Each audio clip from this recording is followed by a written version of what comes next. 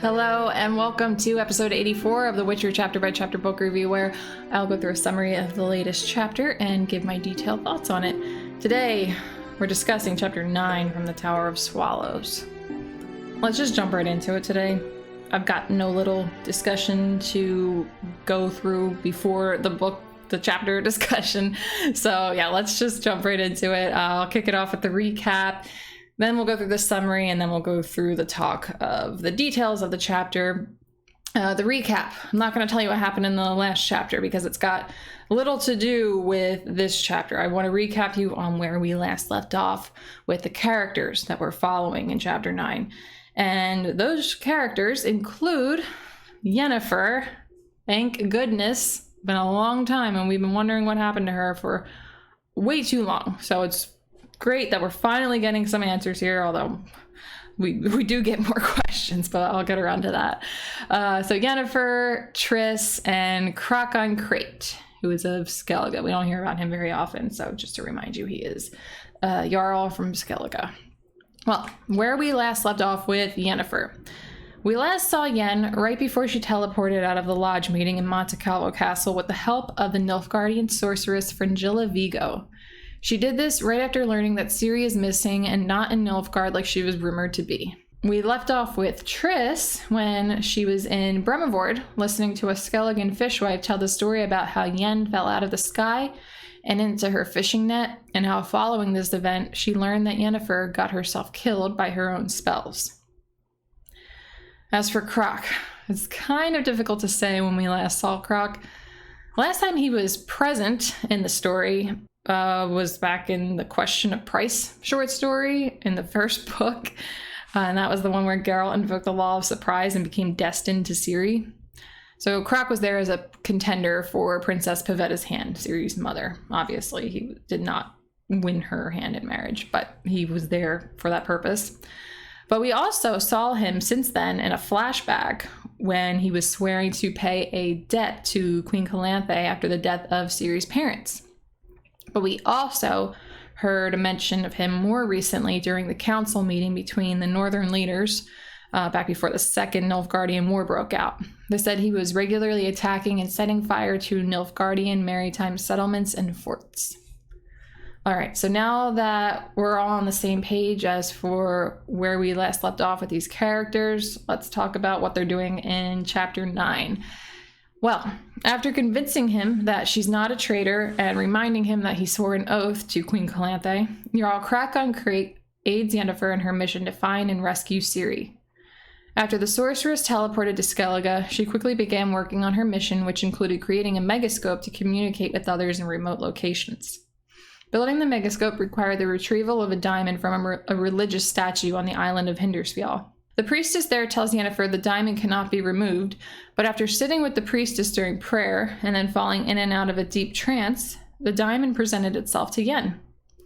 After communicating with other mages using the megascope, Yen has Croc get 2 ships crewed to head out to a place known as the Sedna Abyss, which is actually where Ciri's parents died.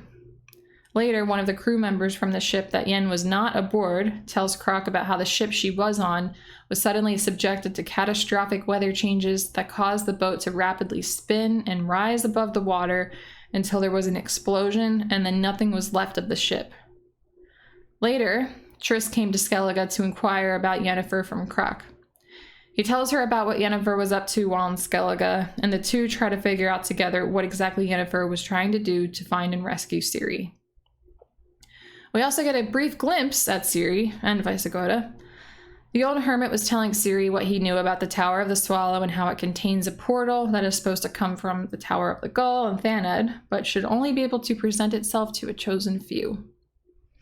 I gotta apologize really quick. I feel like my allergies are kind of acting up right now, so if I sound very nasally or if you hear me sniffling a little bit, I apologize. I'm aware of it. It's kind of coming out of nowhere as I was talking through the summary, so please bear with me, but we'll still get through it. Okay, so to start out the discussion, we'll take it from the top, beginning of the chapter.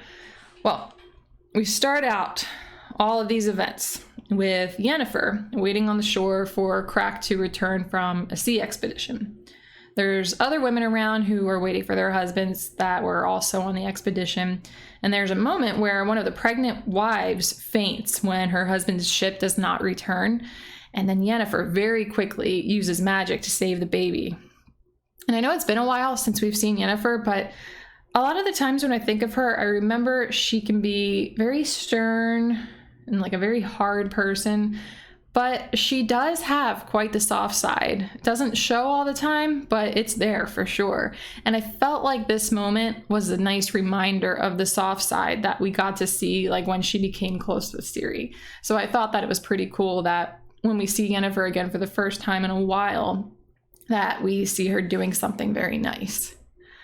So Croc returns and immediately shows his disgust toward Yennefer, and that is coming from the belief of the rumors about her as a traitor with Vilgefortz. And this whole encounter is actually pretty interesting because the first thing he says is, whoever did that will answer for it, when he sees the bruise on her face that she received from the fisherwoman who hit her with the paddle. And when Yennefer dismisses the bruise, he goes right into accusation mode. So we learned throughout the chapter that they've been close in the past, Yennefer and Croc, even romantically close. There's no details shared as far as when or how they got close, but they have definitely been involved. So it's not necessarily surprising looking back to this moment in the beginning of the chapter that he would be concerned when he thought that someone hurt her, even though he thought that she was a traitor and was working with Nilfgaard. In fact, his respect for her, even when he thinks she committed treachery, is probably why he was so quick to believe she was not working with Nilfgaard, and why he didn't require any proof or very much reasoning. So basically, when he does come around to believe her, it doesn't take that much longer after this first moment in the chapter, and she's got no proof to show him. She doesn't really even try to reason with him that much. She basically just says, I am not a traitor. I was not working with Vilgefortz. I am not working with Nilfgaard. Believe me. And he's a little bit skeptical at first, but just a couple more little nudges, and he's like, okay, sure, I believe you. But before this moment, when he comes around and decides to believe her, he tells her that he's going to have her board a ship to Novigrad, where either Temerian or Redanian officials, whoever arrives first, will arrest her. And she just convinces him not to move forward with this step, even before she tells him or gets him to agree to believe that she's not a traitor. But she does convince him to not move forward with this step because she's trying to rescue Ciri, and he needs to help her in order to keep the vow that he made to Calanthe and Ciri, which actually just so happened to have taken place in the very spot that the two of them are standing in right then and there. I thought that was kind of cool. Well, he agrees, of course, to help out with the Ciri rescue mission, and later they're having dinner when she convinces him he wasn't an accomplice of Vilgefortz. So once they're on the same page, Yennefer tells him that his help can be offered in the form of money. At this point, she doesn't elaborate on her plans at all, and honestly, she doesn't really elaborate that much throughout the rest of the chapter on what she's doing and what her plans are. It's all pretty vague, but I will try to explain it to the best of my ability given what the chapter explains. So, and some of these things you have to kind of pick apart from different parts of the chapter. It's not all told in chronological order because it goes back and forth between Yen's perspective, Croc's perspective, Triss's perspective, and then you kind of have to like piece it together. I put everything in chronological order just so that you know. So that I think that the way I'm going to go through the chapter here is going to make it more clear. It's going to make it clearer than the chapter itself does. I hope so, at least. I mean, that's how I organized it, but I hope that does help in case you were struggling, because I did struggle the first time I read this chapter, and it was probably like the third time around reading this chapter that I was able to be like, okay, so now that makes more sense. You know what I mean?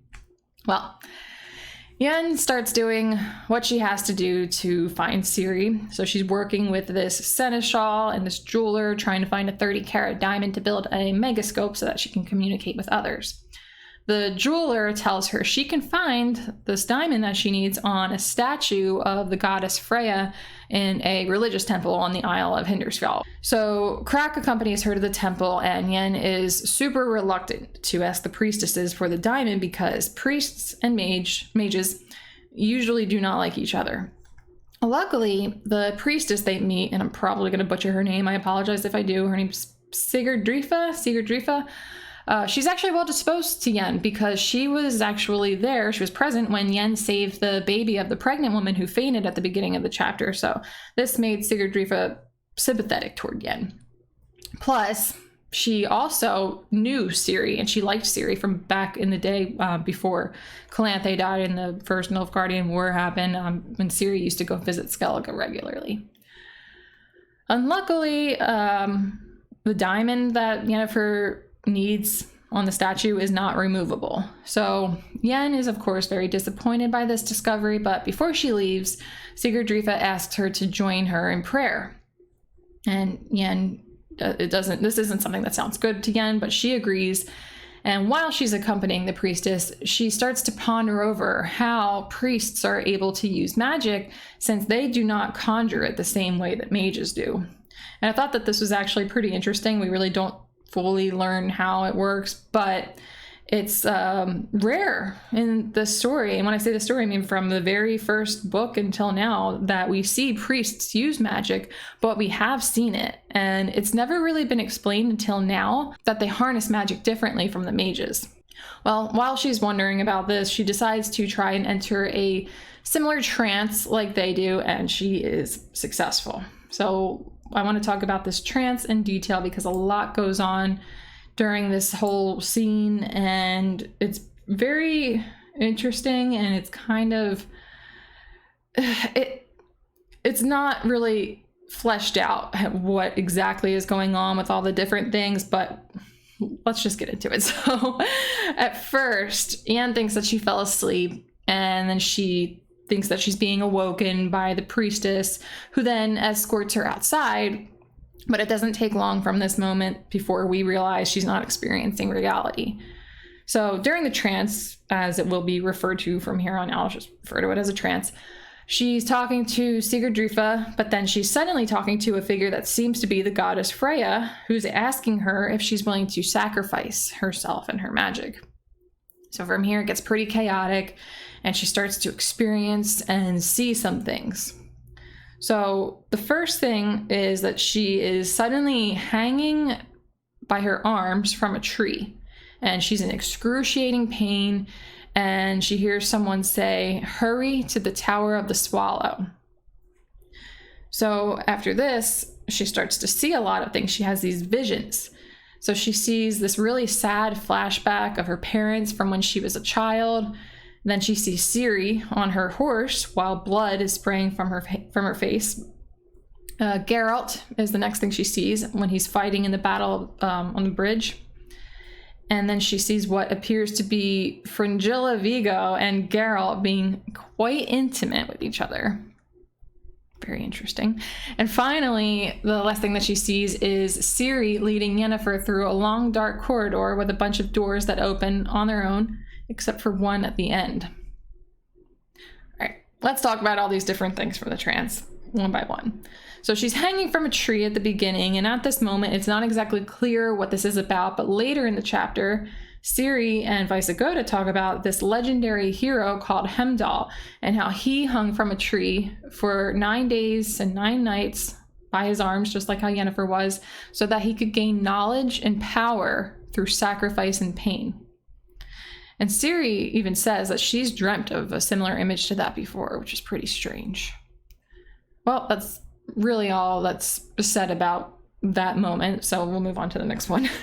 So the vision she has, or the flashback of her parents, we haven't heard much about Yennefer's childhood, but in the Last Wish story, we learn that a lot of sorceresses usually were not born as attractive as they are now, and they have their flaws removed after they become a sorceress.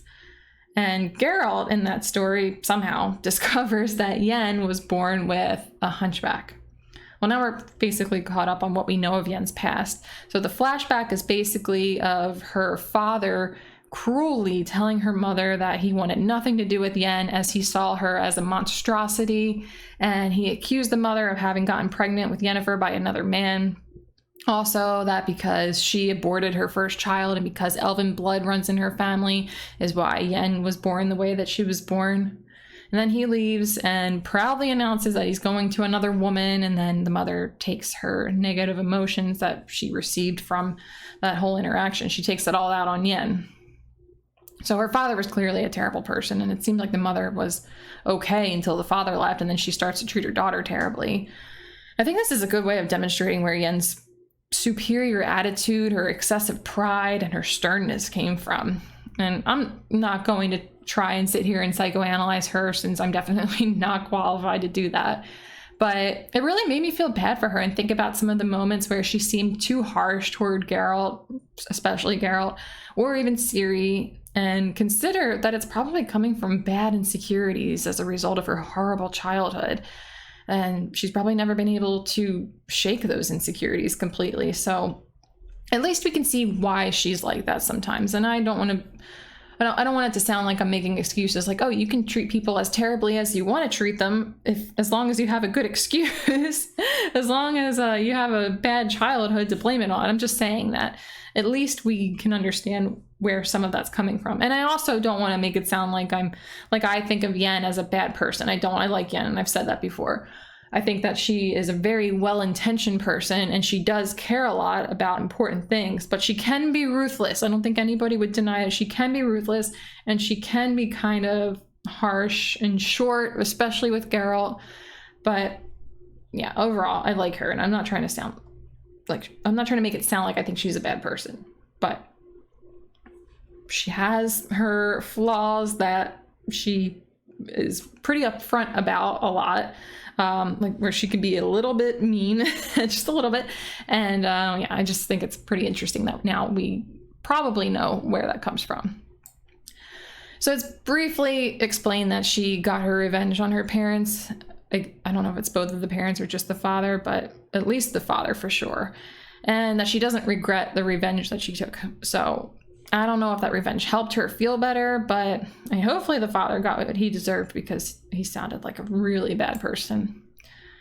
Okay, well, that's pretty much all we learned there. So the next thing that happens with this trance that Yen is in is she sees Ciri. And it sounds like she saw Ciri right after the moment that she acquired that scar on her face, which we still don't know how she got. That has yet to be explained. But I was curious if Yennefer believed what she was seeing was real or not. It never says, but I guess she wouldn't know for sure. If she believes these visions to be real, then she got a small update on Ciri. Probably not the update she would want. It was probably hard to see her right after receiving an injury, but she did get an update nonetheless. It's more than Geral got, because Geral had visions in the most recent chapter that we were with him, and he didn't get to see Ciri at all. But she never talks about this.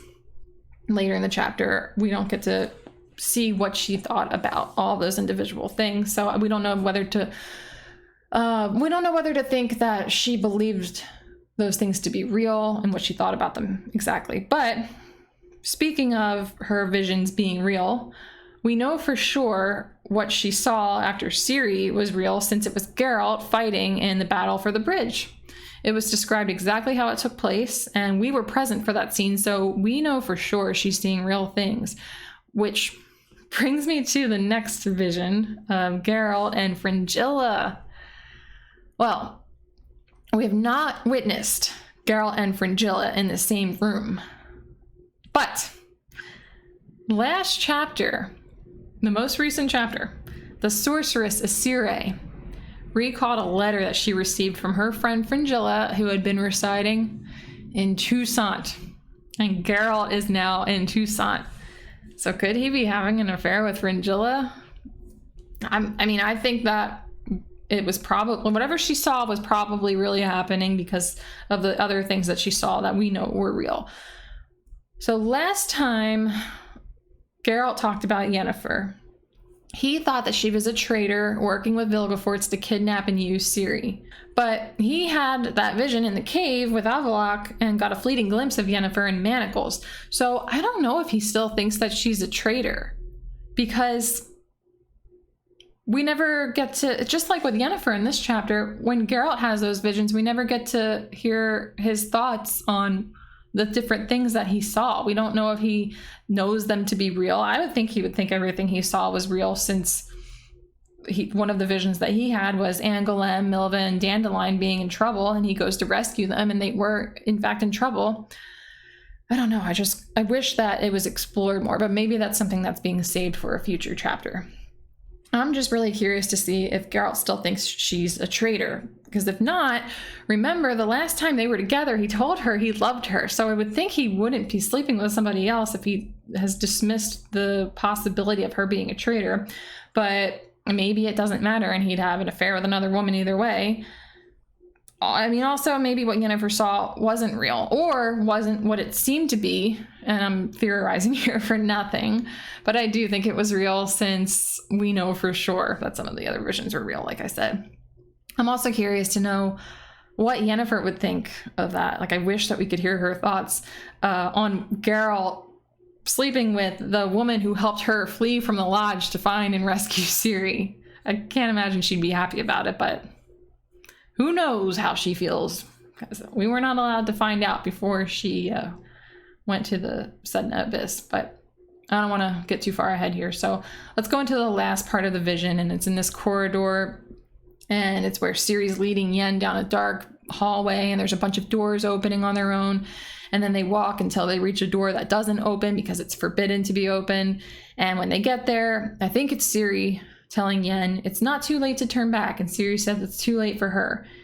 Well, Ciri actually had this exact same vision back at the end of Blood of Elves, but it was Yen leading her. So it's explained what's going on here just as much in this chapter as it was in that chapter in Blood of Elves, which is pretty much not at all. So I'm really not too sure how to interpret this, because when Ciri had the vision, I thought it had to do with her becoming capable of performing magic, but it obviously doesn't mean that with Yennefer. Maybe it's not meant to be understood yet, so let's just move on.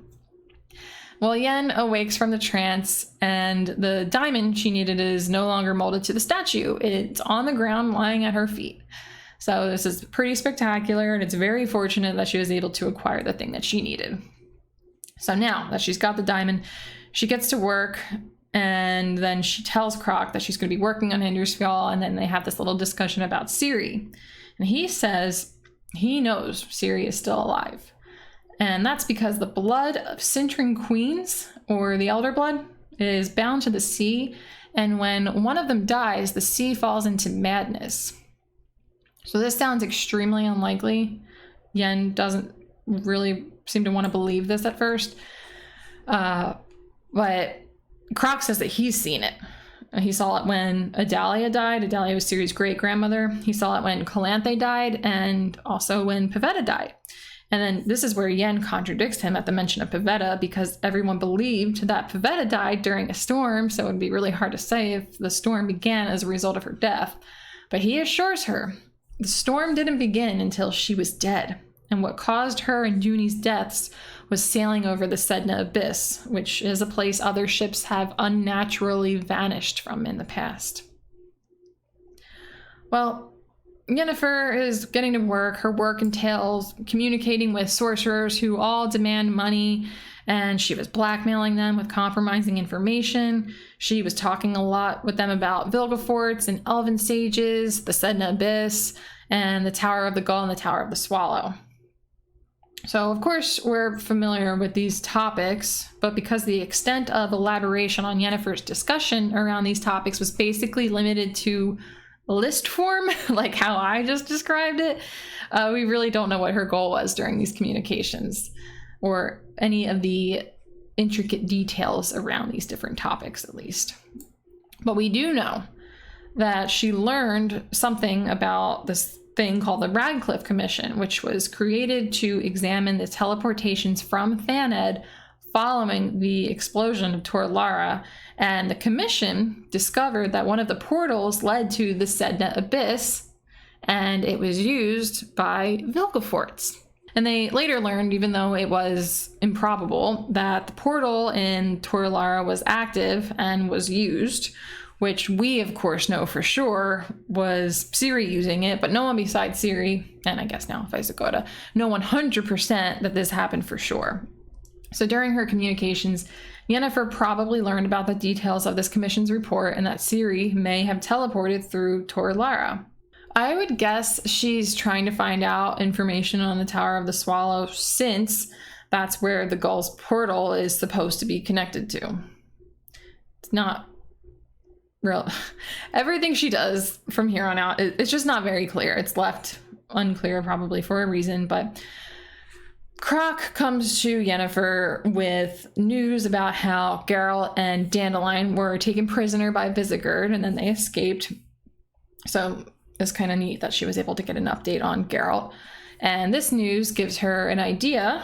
It's not said what the idea is, just that she needs to make sacrifices to achieve favorable results.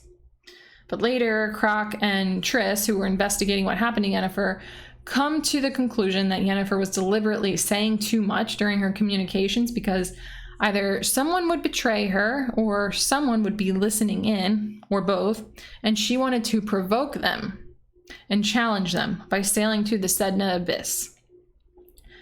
From here, she has her last telecommunication with Triss and with Philippa. And she was supposed to only be communicating with Triss, but Triss secretly had Philippa in the room, and Yennefer was able to tell that Triss wasn't alone. Although I said that in a way that makes it sound like Triss was trying to be a sneaky. You know, it was Philippa's idea to try to get Triss to trick Yennefer into letting Philippa eavesdrop. But I mean, Triss was obviously compliant, but that's a different discussion for another time, probably. But this whole conversation is actually kind of infuriating because Philippa is so unreasonable. I wasn't too sure on how to feel about Philippa before this moment, but I definitely don't feel that good about her anymore. At first, Yen assures Philippa that she won't betray the secret of the lodge, and if she dies in the upcoming days, so Yen was basically aware that she could die, she requests that Philippa clears her name so that no one believes her to be a traitor after her death. And Philippa just says, nope, not doing it. Well, then Yen asks her to clear her name, at least just to Geral. And Philippa, she says, nope, not doing it. Then she asks her to save Geral. Philippa says that the Witcher's probably going to die anytime soon or any day soon. And Philippa just says, nope, not doing it. Philippa makes it very clear she's going to try to find Ciri for the lodge's interests, and Yen tells her she'll leave behind information on how they might find Ciri in exchange for these requests, and she still won't agree because what Yen wants isn't in the interests of the lodge. It sounds like these things aren't in the interest of the lodge because the alternative to her requests help the lodge somehow. I'm not sure if that's completely true, but Philippa wasn't being even a tiny bit reasonable here, and it was super frustrating. Well, that was what it was. The next day, Yen sets out for the Sedna Abyss with 2 small crews, and the boat that she was on went through that disaster, and she has not been seen since. Well, ever since it was rumored that Yennefer was dead back in chapter 3, I was skeptical to believe it since it sounded like such an unceremonious death for such a major character, but now it seems like she really could be dead. If she went through that and hasn't turned up, no body's been found, I can't imagine how it could be that she survived, but I don't know. I think now it's time to start feeling pessimistic about her fate, but like I said, no body has been found, and until it's 100% confirmed, I'm not going to fully accept that she's dead. I think that it's likely, but I'm not going to completely accept it. I think that I should at least prepare myself to not be surprised if we do get confirmation. But she could still be alive. We'll have to wait and see. Well, the other question is, what happens in the Sedna Abyss exactly? Croc says that whatever happened, it was not an accident. When whatever happened with Pavetta and Dooney when they were in the Sedna Abyss wasn't an accident. It's said to be unnatural. And it was said in the Radcliffe report that Vilgefortz teleported there from Thanedd, which is quite a strange place to teleport to, so it wouldn't be surprising if he has any involvement in what goes on there, especially when Yen goes. Since she was looking for Ciri, she was trying to figure out where Ciri was, how she can rescue her, and we know that Vilgefortz wants Ciri. So I think that we can expect that Vilgefortz is probably involved in these weird things that happen at the Sedna Abyss. But we don't know for sure. But probably. Okay, well, before we wrap things up, I do want to talk about the part of the chapter where we visit Ciri and Visigoda, because they do talk about some what seem to be important things, and I definitely don't want to skip over that. Well, Ciri and Visigoda are discussing how she teleported from the Tower of Gulls, which he's heard of. He's heard of this tower, and he's read that it's supposed to be connected to the portal in the Tower of the Swallow. And then they look at a book together that talks about this. So the book discusses how an elf called Avalok, interesting, led these humans to the Tower of the Swallow on a lake. And he said that it's the gate of the worlds and the threshold of time. And the tower appeared as if out of nowhere from the mists, and they were not allowed to touch it because the tower serves only a chosen few. And this part is in quotation marks because I don't speak like this, but it says, "For whom the threshold of time is a gate of hope and rebirth." Well, once they're done looking at the book, Visigoda tells Ciri that he's sure that if she were to travel to Geral, the magical tower would appear for her, because it doesn't appear for everybody, and that she would be able to activate the portal and use it because he thinks that she's the chosen one. And you know what? With all of the things Ciri is capable of that most people are not capable of, I'm willing to believe she's the chosen one too. There is so much going on around this girl that if there is a, chosen one in this world, I think that Ciri is it. Okay, my closing thoughts. Since this chapter leaves a lot of the details it uncovers quite vague, I really don't have too many closing thoughts, just a couple of things here, but I did think it was very nice to get an update on Yen and an update on what happened to her after the lodge meeting, since that happened so many chapters ago. It's just unfortunate that right after we received this big update, we're kind of left on a cliffhanger with her again. But maybe it's not a cliffhanger. Maybe she really is just dead, and that's just that. But we're gonna have to wait and see. And speaking of waiting and seeing, let's talk about what we're looking ahead to, what we're waiting for, or expecting. So hopefully we don't have to wait long before we receive confirmation on Yennefer's fate. And hopefully when we do learn, we learn that she's not dead, but I don't have high hopes. Kind of like what I was talking about. Like, I'm preparing myself to get that official confirmation that she's dead. And if that does happen, I at least hope that Geralt does learn the truth. I mean, I know I said that there's a possibility he might have an idea that she wasn't a traitor since he saw her in manacles, although maybe he thought that she was in manacles, like she was captured by one of the northern leaders, like Dijkstra or one of the kings or something. But I do hope that either way, if he finds out that she's dead, he can at least learn that she was not working with Vilgefortz and Nilfgaard. I'm also wondering, is Triss going to be able to use any of Yen's discoveries to find Ciri? I mean, I doubt it, considering where Ciri is currently located. I don't think anyone can find her at the moment, but I wonder if she'll keep trying, and if she does, is she more driven to find Ciri by the Lodge's goals, or is it for her love of Ciri? With Triss, I think it could be a little bit of both, because we do know that she cares about Ciri. She thought of her as like a little sister.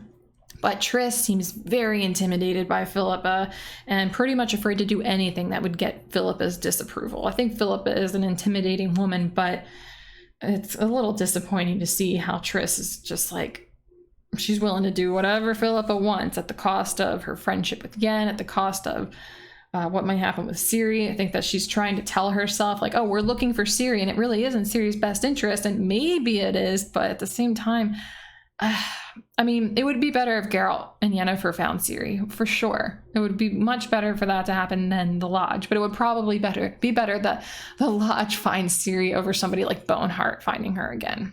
Not probably, definitely, but still, the Lodge having her is not a favorable outcome.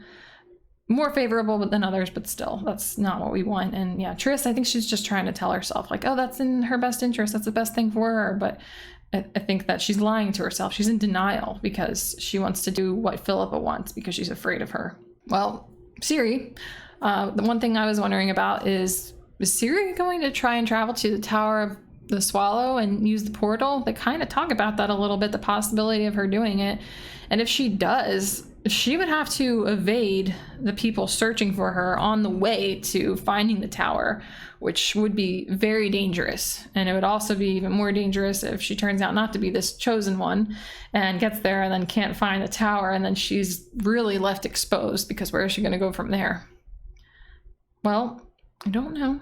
We'll have to wait and see. But I'm also ending this chapter very curious to see if we're going to soon be reading about a love affair between Geral and Fringella. It seems like that is coming up, but maybe Yen's vision was just a misunderstanding. Maybe it looked like that and something else is actually going on. Who knows? Not us yet. All right. That is all I have for you. Just to let you know, in case you didn't, these episodes are available on YouTube, Spotify, and Apple Podcast. Thank you so much for joining, and I will catch you all in the next episode.